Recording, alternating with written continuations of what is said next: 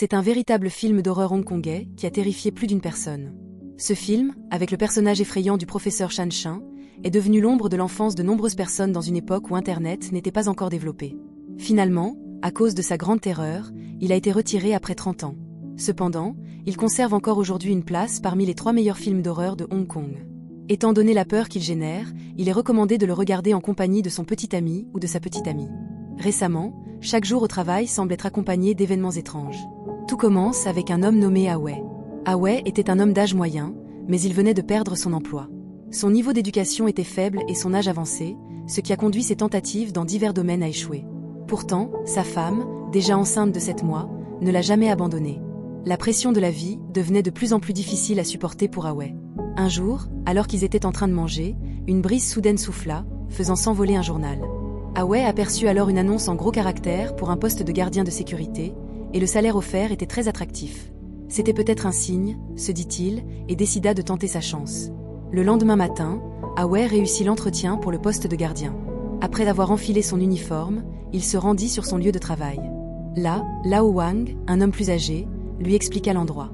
Aujourd'hui, presque tout le monde est parti, il ne reste que les magasins du rez-de-chaussée et la cave, lui dit-il avant de partir fumer. Awei se retrouva seul, observant autour de lui, quand soudain, il remarqua que les lumières de l'ascenseur s'éteignaient. Il se précipita vers Lao Wang et lui dit « Les lumières de l'ascenseur se sont éteintes, qu'est-ce qui se passe ?» Lao Wang lui répondit d'un ton distrait « C'est l'interrupteur, ce n'est rien de grave, ne t'en fais pas. » Bien que Awei n'ait pas tout compris, il ne posa pas davantage de questions. Après la fin de la journée de travail, Lao Wang proposa de célébrer l'arrivée du nouveau gardien, Awei. Il invita quelques collègues à se rendre au restaurant. Alors qu'il mangeait, un gros chien noir arriva et se heurta accidentellement à la jambe d'un homme surnommé Grand Gueule. Ce dernier se mit à jurer « Un jour, je vais le tuer et le manger. » Les autres ne prêteront pas attention à ces paroles. Le lendemain soir, Amei et Fat Cat étaient de service de nuit. Ils se rendirent ensemble au rez-de-chaussée, et c'est à ce moment-là que Fat Cat partit aux toilettes, demandant à Amei de l'attendre près de la porte. Alors qu'elle était en train de réfléchir, elle entendit une voix disant « Il y a un appel pour toi, viens vite. » Sans réfléchir, Awei se dirigea vers la salle de sécurité. Mais alors que les portes de l'ascenseur se fermaient, les lumières qui étaient stables jusque-là devinrent instables. Plus étrange encore, l'ascenseur affichait qu'il avait atteint le dernier étage, mais il continuait de descendre, sans s'arrêter. Les murs commencèrent à trembler, des alarmes retentirent, et Awei se retrouva coincé contre la paroi, incapable de bouger. L'ascenseur ne cessait de descendre, et il avait l'impression que l'eau allait bientôt envahir l'endroit. Terrifié, Awei perdit toute notion du temps. Après ce qui lui sembla être une éternité, l'ascenseur s'arrêta enfin. Les portes s'ouvrirent, et un éclair vert envahit l'espace, accompagné de fumée. Lorsque la fumée se dissipa, Awei aperçut un mur de pierre humide, sur lequel était dessiné un petit bonhomme rouge. Des bruits d'enfants se faisaient entendre tout autour de lui. Pris de panique, Awei appuya sur le bouton de fermeture. Dès que les portes se fermèrent, l'ascenseur remonta, et l'environnement redevint normal. Lorsqu'il sortit de l'ascenseur, Awei s'enfuit immédiatement, courant jusqu'à la salle de sécurité, où il expliqua ce qui venait de se passer. « Il y a de l'eau qui déborde dans la cave, c'est horrible. » Le chef, Lao Wang, se hâta de mener une équipe pour inspecter les lieux. Lorsqu'ils ouvrirent les portes de l'ascenseur, ils virent Fat Cat en sortir. Après vérification, rien ne semblait anormal. Il n'y avait aucune trace d'eau. « Vraiment, tu n'as rien vu d'étrange ?» demanda Lao Wang. Awei, complètement confus, répondit « Mais l'ascenseur, il n'arrêtait pas de descendre et l'eau a failli tout engloutir. » Finalement, Lao Wang, visiblement amusé, lui dit « Tu as dû halluciner. Allez, arrête de t'inquiéter. » Mais alors qu'il se rappelait ce que le chef lui avait dit plus tôt, Awei se souvint soudainement « Can, tu m'as dit que quelqu'un avait essayé de me joindre. » Lao Wang répondit d'un air distrait « Non, il n'y a pas d'appel, arrête de te faire des films. » Non, tu comprends, ils ont voulu inviter tout le monde à un dîner de fondue aux chiens. Il ne croyait pas du tout à l'expérience qu'Awei venait de vivre. Il se vantait de dire que s'il rencontrait un fantôme, il en aurait peur aussi. À peine avait-il terminé sa phrase que les lumières au-dessus de sa tête commencèrent à clignoter. Grand Gueule n'y prêta pas attention, pensant que cela venait d'un problème avec le circuit électrique. Il enfourna alors un morceau de viande de chien dans sa bouche. Mais une seconde plus tard, son visage devint rouge, sa respiration devint extrêmement rapide, comme s'il avait quelque chose de coincé dans la gorge. Il tomba soudainement à terre, inconscient. Les autres, voyant que quelque chose n'allait pas, appelèrent rapidement à l'aide. 1 heure après, il fut emmené d'urgence à l'hôpital pour une opération.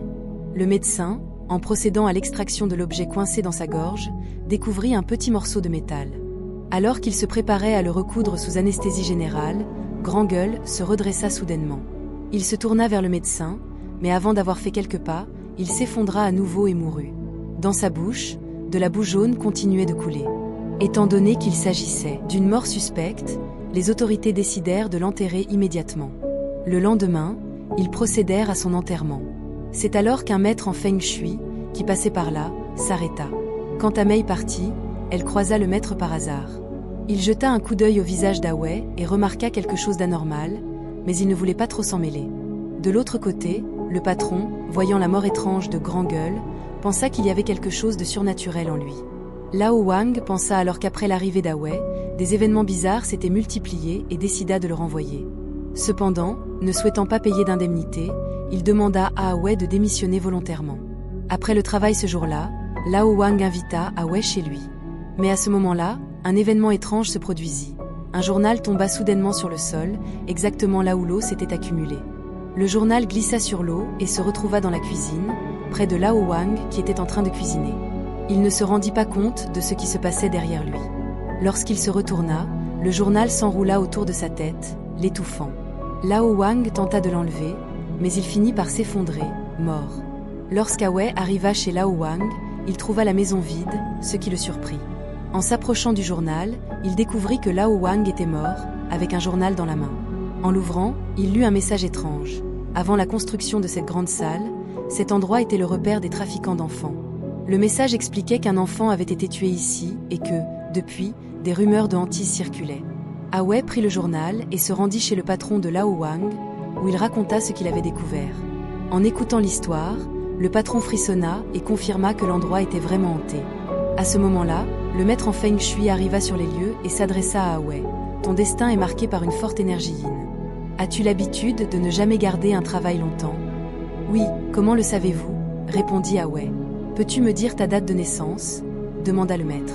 « Je suis né le 4 juin au soir » répondit Awei. « Tu as 28 ans ?»« Oui, mais je ne connais pas les détails selon le calendrier lunaire. »« Je comprends maintenant » dit le maître. « Les personnes nées à ce moment-là, avec une telle énergie, ont souvent des vies très perturbées. » Awei, en repensant à tout ce qui se passait, ajouta « Depuis que je travaille ici, tout semble être bizarre. » Le maître proposa alors de les accompagner sur le lieu de travail. En arrivant, le maître nota une étrange perturbation dans l'air et commença à faire des prières. En entrant dans le sous-sol, un grand vase rituel commença à tourner frénétiquement. En suivant les indications du maître, ils arrivèrent au sous-sol, où une force étrange explosa littéralement l'artefact rituel. Le maître, bien qu'un expert, n'eut pas la force de combattre les mauvais esprits présents. Heureusement, il avait un talisman de protection, sinon il aurait sans doute perdu la vie ce jour-là. De retour chez lui, le maître commença à préparer un rituel d'exorcisme, et c'est alors qu'il aperçut l'image d'une petite fille en robe rouge à travers la fumée. Le lendemain, le maître se rendit chez Awei. Il entra et observa immédiatement que quelque chose n'allait pas dans la disposition des objets dans la maison. « Cette étagère au centre de la pièce vous est défavorable, elle perturbe votre énergie, dit-il. « Pourquoi cela ?»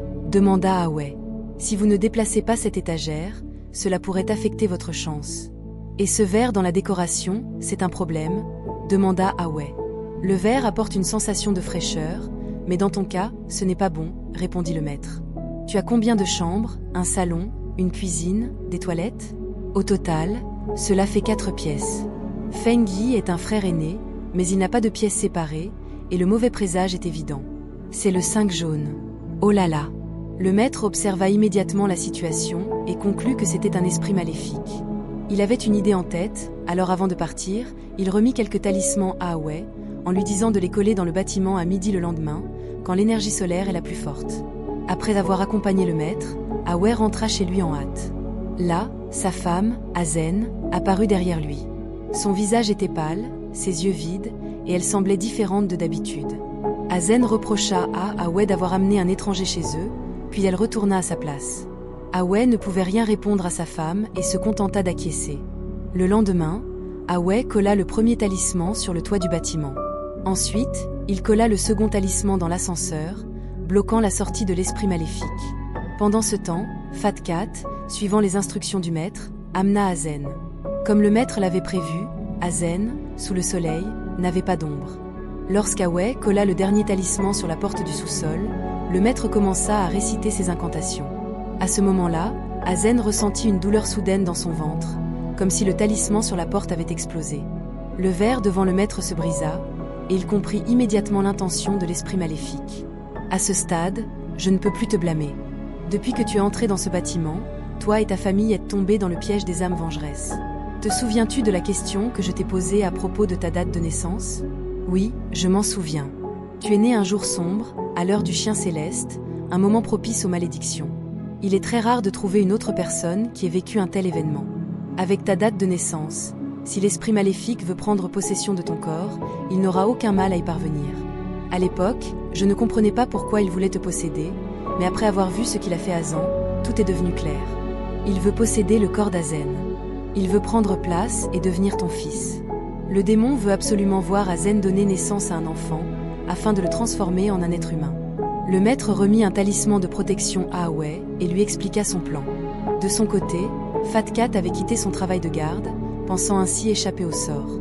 Mais sur le chemin du retour, il ressentit de plus en plus quelque chose d'anormal. Les herbes sur les côtés de la route se transformaient en tombes, et une brume mystérieuse obscurcissait sa vue. Fat Cat voulut accélérer pour traverser, mais la voiture tomba en panne. Peu importe ce qu'il fit, elle ne démarrait pas. Pris de panique, il regarda autour de lui. Il entendit des voix fantomatiques. Il essaya de s'échapper, mais alors, la brume disparut soudainement, et la voiture, ainsi que Fat Cat, disparurent à jamais dans un grand bruit. La scène retourna chez Awe, qui collait un talisman sur l'étagère en bois. Mais au moment où il se tourna, le talisman se mit à brûler dans une épaisse fumée. Il était clair que leurs actions avaient échoué. L'esprit maléfique, voyant cela, se manifesta.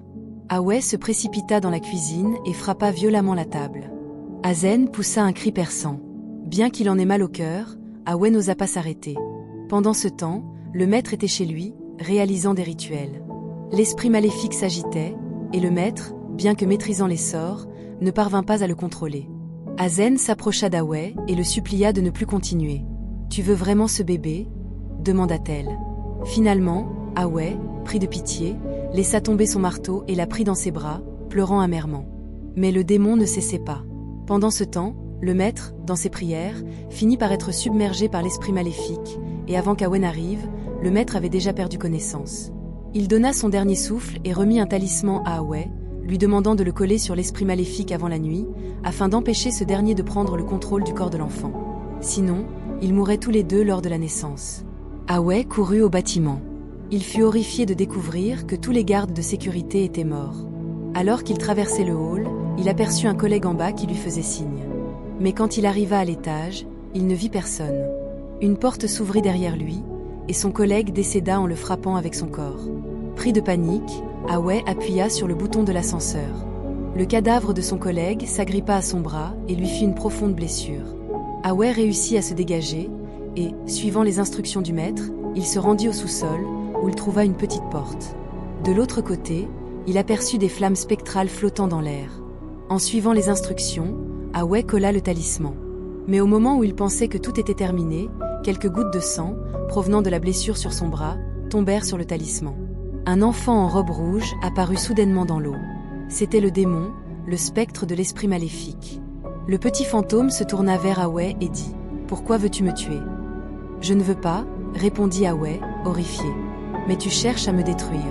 Je vais revenir à la vie, à ce moment-là. » Awe, se rendant compte du danger, tenta de fuir, mais l'esprit maléfique l'attrapa et serra sa gorge. Au moment où il allait succomber, l'esprit relâcha soudainement sa prise et disparut lentement. Awe comprit alors que l'esprit maléfique était déjà en train de renaître. Désespéré, Awe se mit à frapper le sol. Il savait qu'il ne pourrait pas empêcher cela. Le lendemain, Azen sortit de l'hôpital. Mais alors qu'ils approchaient de la porte, l'enfant dans ses bras se mit soudainement à pleurer. Pensant qu'il avait faim, elle se précipita pour rentrer chez eux. Mais à peine la porte ouverte, Awe, en étant derrière, prit l'enfant dans ses bras, et tout se termina là.